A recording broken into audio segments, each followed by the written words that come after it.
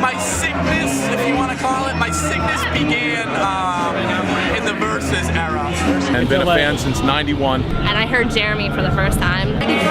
Summerfest '95. It was just so angry and raw. I was just like, yeah, I'm pissed off too. Fan club member since '92. I've been a fan since I was about 14. I was 8 years old. The first song I ever learned on the drums was Yellow Ledbetter with my older brother and his best friend. I remember there's this girl in middle school who had like the whole grunge look going on with the Doc Martens and the flannel shirts, and I thought she was so cool, but I knew she listened to Pearl Jam, so I checked them out, and I just fell in love with them instantly. Straight from 10, I mean. Instantly. Yeah, instantly from that time. I mean, at that time of my life, that's when I was a preteen, just experiencing everything, and so pretty much here I am, like 14 years later. I saw him in '96 in DC. Like, that's how I first heard Black, was from a bootleg live. But then I fell in love with it through high school and everything. And Jeremy is what really introduced me to the band. Like, back in high school, it just like I was like, oh, really? You know, amazing. But I fell in love with the band since then, and I love it. Started back like in '93. They could never get tickets or find a live show, so I went with just albums and bootlegs for maybe 5 or 6 years, and or 3 or 4 years. Hit my first show in Charlotte, Memorial Stadium in '96, and from then on, it's been trying to get to live shows whenever I can. Last time they came here, I'd seen the ads and stuff for their concert in the paper, but I hadn't started listening to them. About a week after the concert, I said, I'd better check them out, see what they're like, and I bought Versus, and I loved it, and since then I've been a fucking crazy fan like everyone else here. So that's 6 years I've been waiting for them to come back, and finally they're here. I've been a fan since I was 5 years old. I don't know, it's just a band that's always been with me forever, from like the '90s grunge explosion or whatever. They just kind of were lumped in with everybody else. Then I guess around '93, '94 just started getting some boots. Since I was about 5 years old, I heard it live on the radio. First one was Charleston, 1996 on the No Code tour. My dad drove me from Wilmington, North Carolina, and I went by myself. Just walked up, got some tickets, and pretty much started from there. I heard it on the radio. Saw Jeremy on MTV, that was it. In 2000, I was in Berlin, and I went out of this record store, and I was right in front of a whole wall of posters for the Berlin show. Right when 10 came out, Randall's Island '96 was the first show. Haven't missed many since then. Should I just turn around and get myself the ticket or not? Saw them at the Limelight here in New York City. Back then, I decided not to go, and it was like the worst decision I ever made in my life. That summer of '92, I saw every single Lollapalooza show, which was amazing. Seeing them in '95 when they were the hugest thing, and it was the most anticipated tour to ever reach Australia, it was just phenomenal. There were riots outside the concert. You could see it just growing from every city we went to. And by the time we got to California to end the tour, we're in Irvine Meadows, we're in Orange County.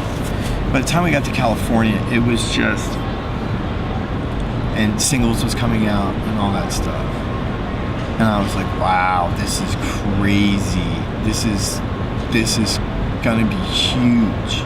My first show was in '95 when they played Memorial Drive in Adelaide, and but I got into the band in '94 when I worked in America as a camp counselor. Because it captured almost everybody of a certain generation. I mean, everybody, like surfers, skaters, nerds, goth kids, rock kids, everybody was like enamored by it. The only people who were enamored by it were the, you know, the fucking people listening to Poison, you know. At the end of Lollapalooza, I knew it. When I first heard Pearl Jam, it was like a bloody punch in the face. It was like, shit, man, this shit is good. And you want to get more people to hear it. Over here, focus. There it is. Favorite Pearl Jam song? God, it changes, man. I go in waves. Favorite song is Down. There's so many, but I like Black. Hail Hail, I guess. That's one of my favorites. My favorite, oh my god, Angel. Gosh, Definitely. Hard to imagine. I'm a bad fan. I don't know the names, but I like the one on the DVD where he does the sign language. Given to Fly. I like that one a lot. It's like Off He Goes. That's one of my all-time favorite ones. In My Tree, no doubt. Undone from the Lost Dogs album. I really dig that song. Oh, I couldn't pick a favorite song. Alive. I love them all. I really like Indifference. I love Present Tense. Favorite old slow song is Dissident. Red Mosquito. I Got Shit. And my absolute all-time favorite, Black. It's very cliche. I can go through the albums if you like. Every album, man, I wait in anticipation of every album, and it just never lets me down. Favorite album? I like their new CD, but I definitely like the 10 album. Versus. Vitology. Probably Versus or Yield. I'd say No Code. It's like up and down, you know what I mean? Yield was just such an amazing album. You're down with the 10 album? Oh, yeah. Binaural. I think everybody's down with the 10 album. I don't like choosing. I don't want to go with the whole kids reference. Most albums are products, and they're like trying to feed like a commercial need and basically just be the next thing with all this hype. In the 18 years I've had Easy Street, I've never been more excited for a record. Pearl Jam's a real artist. It's like everything they say and everything they do has purpose and meaning to it. And everything you hear like hits you, like not on the surface, it hits you right in the soul. It's like a mini opera. It's like the whole story. It's wild. I really think it's just the perfect album. Every song on it is good. It's up and down. And let's face it, there's not many bands that come out with a new album. They go on tour, they play every song on the album. And every one of them rocks better live than it does on the album even. Much better live. The shows have been unreal. Like, I haven't gone back and analysed the set lists or anything like that. To me, the whole tour has become almost a blur. It's hard for me to differentiate one show to the next, and people always ask me, okay, what's your favourite show thus far? And I hate that question. I'm not into ranking shows or... So what's your favourite show so far?